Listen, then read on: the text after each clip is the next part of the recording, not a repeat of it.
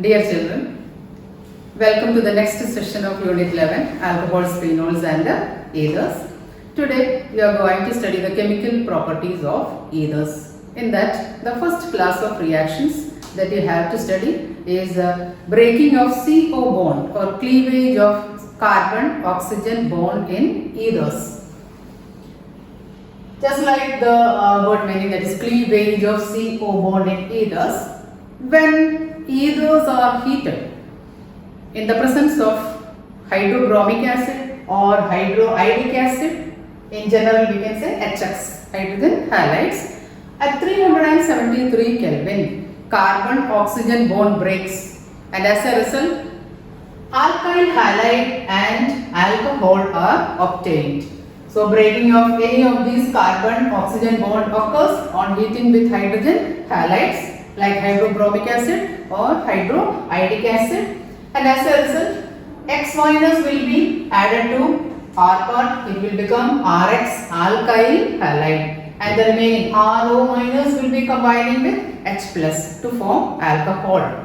Usually hydroiodic acid or hydrobromic acid is taken in excess in the medium. Therefore, the formed alcohol ROH again reacts with the excess of halogen acid that is present in the medium to form alkyl halide plus water. So let us see what is the overall reaction occurring in this particular process. ROR, either on reacting with hydrogen halide, will be giving two molecules of alkyl halide and water.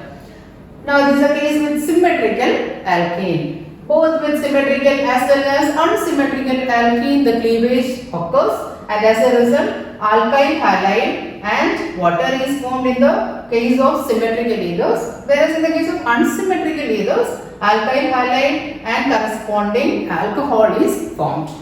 Now consider the case of symmetrical ethers. ROR on reacting with HX will be giving two molecules of alkyl halide and water. For example, ethoxyethane on reacting with HBr, hydrobromic acid, will be giving ethyl bromide and ethyl alcohol as the product. If HBr is in excess, ethyl alcohol again will be reacting with HBr to form another molecule of ethyl bromide. So net result is that two molecules of ethyl bromide will be obtained as a result of this reaction. In the case of unsymmetrical ethers, when they are heated with the hydrogen iodide or hydrobromic acid, corresponding compounds will be formed. For example, here methyl group is there, ethyl group is there, isn't it? So you can expect the products as methyl iodide and ethyl alcohol.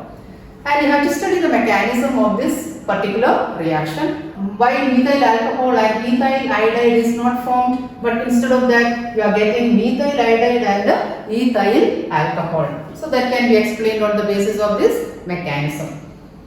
In the mechanism, first step is the protonation of ethers to form oxonium ion. Now ethers are actually Lewis bases because there are lone pairs of electrons on this oxygen atom. As a result, it will be abstracting H plus, and the resulting product is known as oxonium ion, and I minus will be released in the medium. In the second step, I minus will be attacking the oxonium ion.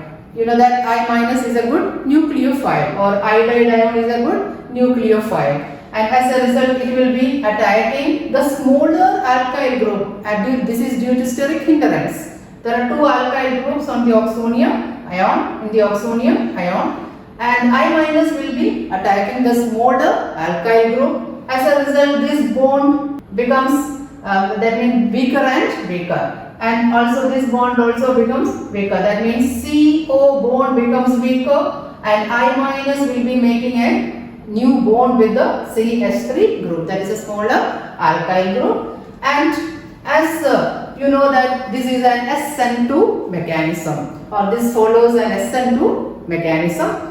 Always in SN2 reaction there is a bond breaking and bond forming occurring in the same phase. That means bond cleavage and also bond formation occurs simultaneously, and a transition state is reached. Now here also I minus will be acting as the nucleophile. It attacks from the side of the smaller alkyl group. A new bond is forming between the iodide ion and the alkyl group, that is the methyl group. At the same time, the bond between the CH3 group and oxygen atom becomes weaker and weaker in the transition state.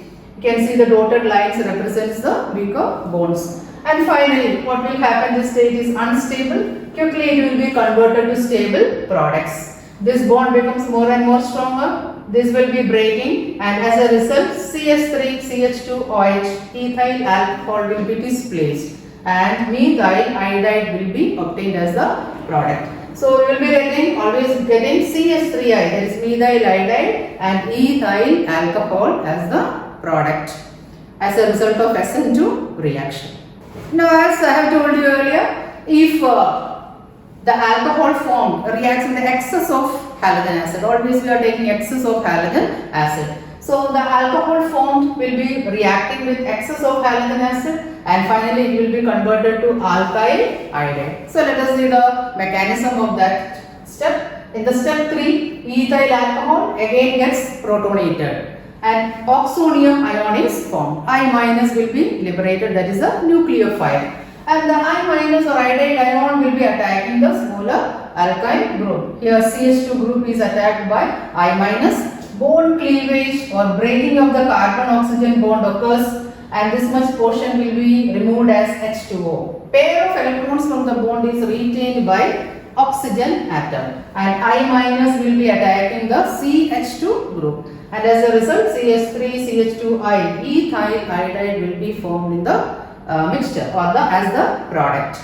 So these are the 3 steps resulting or explaining the formation of the corresponding products. Alkyl iodide as a result of cleavage of carbon-oxygen bond in ethers.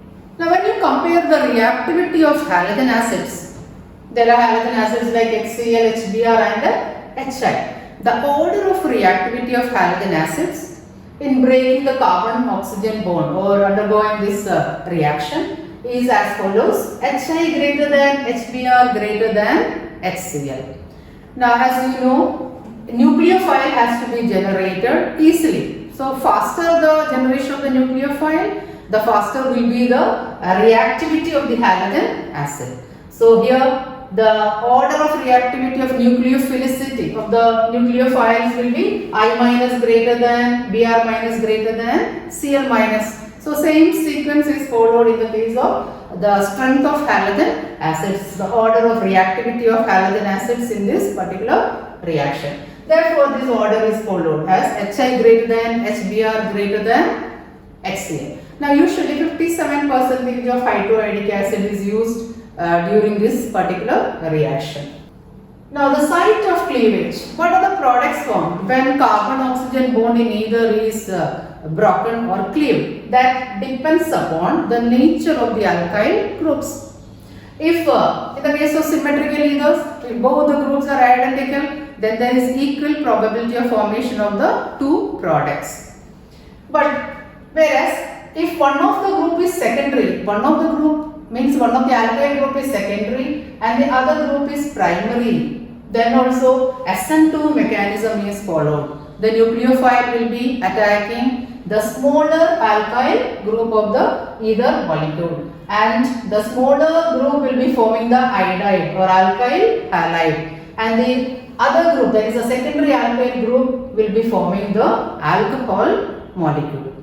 So here also you can see the example, methyl isopropyl ether. In this alkyl group is secondary and this alkyl group is primary. So on heating with HI at 373 Kelvin, SN2 reaction is followed and the bond cleavage occurs in this manner, CH3O. This carbon-oxygen bond is broken. I minus will be attacking this protonated ether molecule, and as a result CH3I, because I minus of the nucleophile is coming and attacking the smaller alkyl group due to steric hindrance, and hence CH3I plus isopropyl alcohol, this O minus will be combining with H plus, and isopropyl alcohol and methyl iodide will be obtained as the product. Now consider the case with tertiary alkyl group. That means if one of the group is tertiary and the other group is primary. On heating with HI, how does the cleavage occur? Usually we expect that I minus will be attacking the smaller alkyl group. But here the path of the mechanism or path of the reaction is governed by this mechanism, that is SN1 mechanism. So if one of the group is tertiary and the other group is primary, the reaction will follow SN1 mechanism. Now as you know that in SN1 mechanism there are two steps. Now first step is the formation of a carbocation. Greater the stability of the carbocation formed, faster will be the reaction. So if there is a possibility for the formation of a tertiary carbocation by the breaking of carbon-oxygen bond, then that reaction will be favored, or SN1 mechanism will be favored faster. And in this case, consider the case of tertiary butyl methyl. Either the tertiary group or the tertiary butyl group is a tertiary alkyl group and the other one is a primary alkyl group. So the first step in the mechanism is the protonation of this ether to form the oxonium ion. Now in the second step, cleavage of carbon-oxygen bond occurs, and that is the slow step and the rate determining step. So here the greater the stability of the carbocation formed, greater will be the rate of the reaction. So quickly, tertiary butyl carbocation will be formed as a result of the breaking of this carbon-oxygen bond, and this carbocation will be combining with I minus, and tertiary butyl iodide is formed as the product.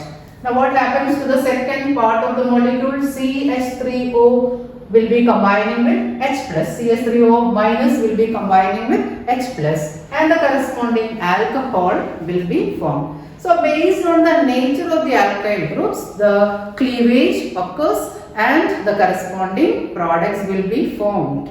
Now consider the next case of cleavage of alkyl aryl ether. So there is an alkyl group and also there is an aryl group. Consider the case of anisole. Now what is anisole? Because it is methoxybenzene.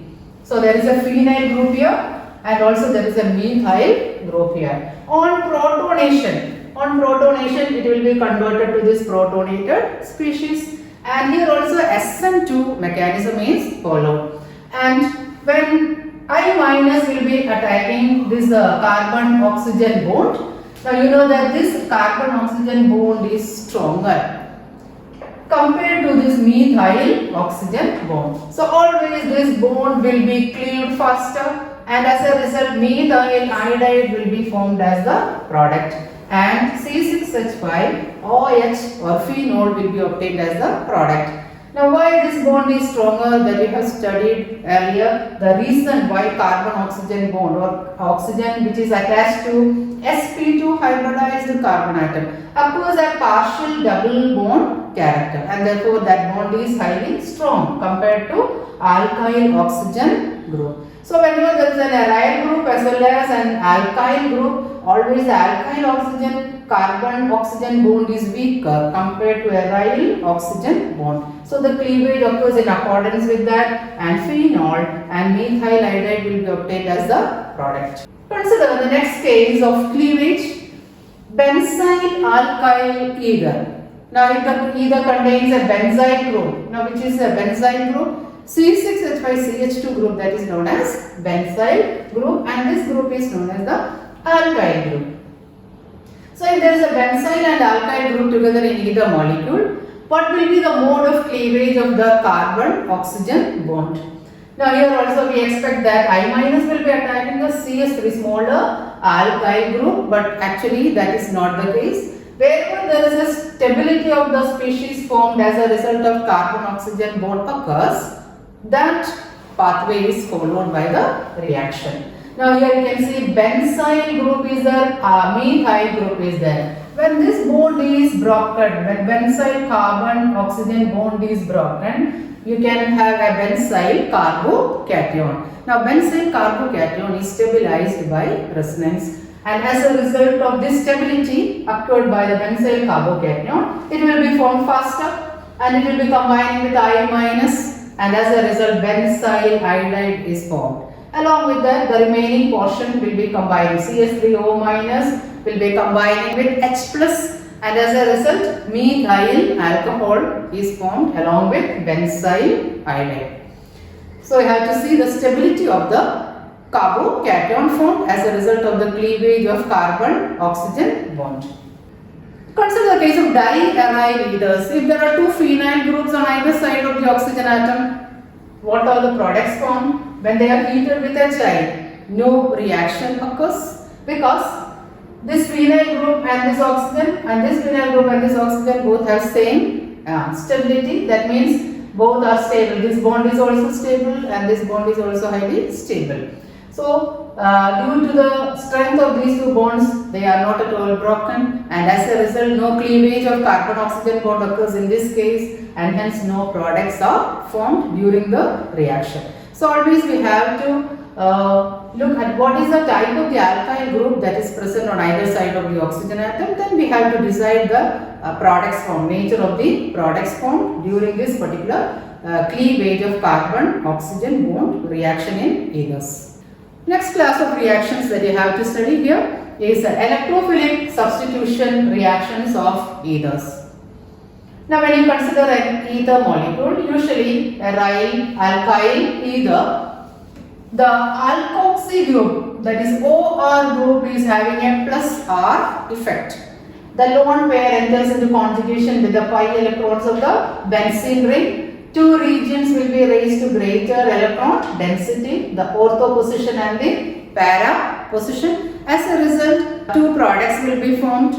One will be ortho substituted product and the other one will be para substituted product. The para substituted product is considered as a major product due to greater stability. First reaction that you have to consider here is halogenation. When anisole, that is methoxybenzene, is heated with bromine in ethanoic acid, the ortho and the para positions will be attacked by the electrophile, and as a result, para-bromoanisole and also ortho-bromoanisole will be obtained. Among these, para-bromoanisole will be obtained as the major product. Now, second class of reaction that we have to study is the Friedel-Crafts alkylation reaction. In this case, anisole is made to react with methyl chloride or alkyl chloride in the presence of catalyst, that is anhydrous aluminium chloride, and also a solvent, carbon disulfide. The methyl group will be introduced at the ortho and the para position, and you will be getting the products as 4-methoxytoluene. That is a major product. And 2-methoxytoluene, that is the minor product. In Friedel-Crafts acylation reaction, an acid chloride, usually acetyl chloride or ethanoyl chloride, is used as the reactant.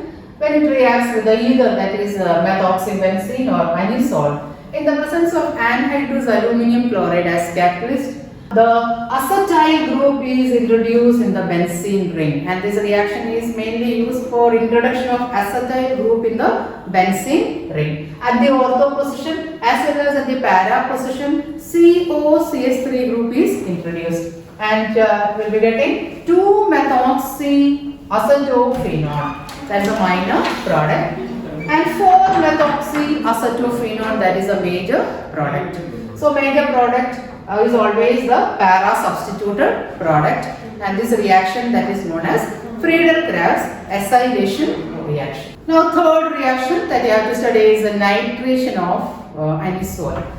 Anisole, on reacting with concentrated nitric acid and concentrated sulfuric acid, that is a nitrating mixture, the electrophile will be attacking the ortho position as well as the para position. The nitronium ion NO2 plus will be making bonds at the ortho carbon and as well as at the para carbon. So the products formed are 2-nitroanisole and 4-nitroanisole. So 4-nitroanisole is obtained as the major product, and this reaction is known as the nitration of anisole. Now these are the general reactions of ethers that we have to study. Then we can come across certain general questions. That means how will you convert one alcohol to another? Few examples we can study today. Interconversion of alcohols, that is primary alcohol to secondary alcohol. How can you convert a primary alcohol to secondary alcohol? Consider this example. Propan 1 mole to propan 2 mole. Propan 1 mole on chlorination. First you have to convert this OH to Cl. That is, if you prepare any alkyl halide, then it is easy for the conversion of the compound. Thionyl chloride. With the help of thionyl chloride, we will be getting 1 chloropropane. Then treat it with alcoholic KOH. Dehydrohalogenation occurs and you will be getting propene as the product. Propene on reacting with HBr. Markovnikov's rule is to be followed here. Then you will be getting 2-bromopropane. That on reacting with aqueous KOH will be converted to propan 2-ol. So I can use this common method or simple method to convert a primary alcohol to a secondary alcohol. Now another conversion, secondary alcohol to tertiary alcohol. Propan 2-ol to 2-methyl propan 2-ol. Consider this case, propan 2-ol on oxidation, and you have studied that the secondary alcohols on oxidation gives ketones. So oxidizing agent, any of the oxidizing agent you can use. Acidified potassium dichromate. On reacting with the secondary alcohol, it is converted to ketone. Then ketone on reacting with Grignard reagent. This reaction we have studied in the preparation of alcohols. Reaction with Grignard reagent. First step is the choosing of a suitable Grignard reagent. Now since we have to introduce a CH3 group in the previous molecule, we have to use CH3 MgBr. So first step is a reaction with Grignard reagent followed by hydrolysis. CH3 group will be attached to this carbonyl carbon, and on hydrolysis H will be added to this oxygen, and finally we will be getting 2-methyl propan 2-ol or a tertiary alcohol. Dear children, now let us discuss two questions regarding the preparation of alcohols. Now you can note down these questions. Show how are the following alcohols prepared by the reaction of a suitable Grignard reagent on methanol. Now you have studied the reaction of Grignard reagent with the aldehydes, ketones, etc. to form corresponding alcohols. In that, the first case is formaldehyde or methanol on reacting with any Grignard reagent gives primary alcohols. Now when you look at these questions, you can see here this is a primary alcoholic group, and one of the reactant is given in the question itself, that is methanol. Now the question is, you have to choose which Grignard reagent reacts with formaldehyde to give this corresponding alcohol. So if it is a primary alcohol, you have to always think that CH2OH group, this group, that is CH2OH group, is derived always from methanol, and the remaining portion, that is the alkyl or the aryl part, the remaining portion comes from the Grignard reagent.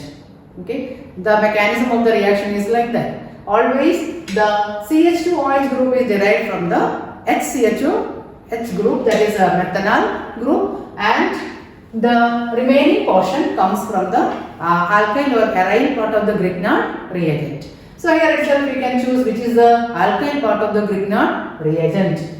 This much portion, that is CH3 is the alkyl part of the Grignard reagent. Just add magnesium bromide to that part. It will become RMgX. The Grignard reagent is obtained, and this on reacting with methanol formaldehyde HCH2 will be giving the corresponding alcohol. Now in this case also, the CH2OH part is derived from the formaldehyde or methanol, and the remaining portion, this much cyclohexyl portion, is added to MgBr. That means add MgBr to that much portion, then you will be getting cyclohexyl magnesium bromide. On reacting with methanol, will be giving the corresponding alcohol. So whenever you have got the question like this, if it is a primary alcohol, you just segregate the CH2OH or separate the CH2OH as deriving from the methanol group. The remaining portion comes from the alkyl or aryl part of the Grignard reagent. Okay, I hope you have understood these questions, the answers of these questions. Now the chapter is finished, but we will be discussing more questions in the coming classes. So study all the topics, all the subtopics that is related to the preparation of alcohols, preparation of ethers, reactions of alcohols, reactions of phenols and reactions of ethers. Hope you have understood everything well. Thank you.